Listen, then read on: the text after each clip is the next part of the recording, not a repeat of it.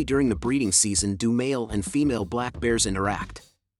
The breeding season starts in May and continues through the beginning of July, with most of the mating happening in June.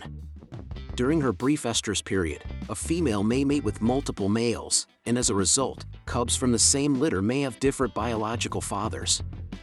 Male and female bears may spend several days wooing each other before they finally mate.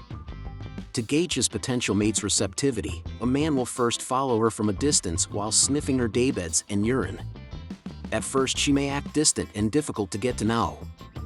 With time, however, she begins to relax her distance from him. She may charge him or swat him with her paw the first time they meet because of her fear of males, who are larger and more aggressive.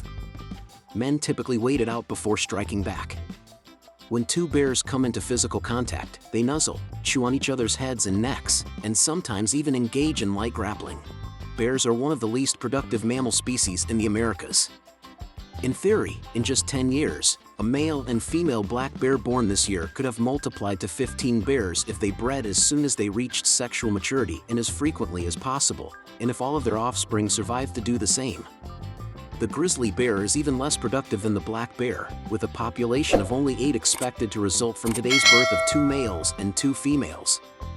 In contrast, 2 white-tailed deer can have more than 1,400 offspring in just 10 years. Even though bears are typically solitary creatures, they will occasionally congregate during mating season. Female black bears typically start reproducing at the age of 3.5 years, while grizzly bears typically wait until they are 4.5 years old. The age at which males and females alike reach sexual maturity is fairly consistent.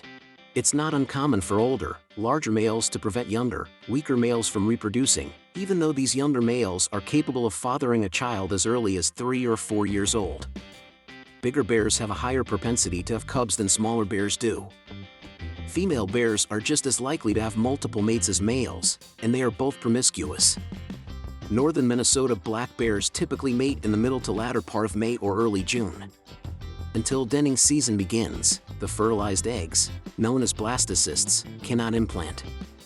The embryos will not attach to the uterine wall and develop into baby bears if the female does not gain enough weight and body fat over the summer and fall.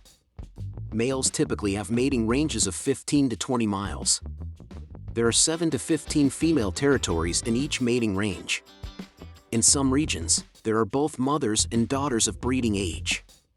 The availability of certain females to mate is delayed until the following year because they are caring for cubs. Males stay away from those areas.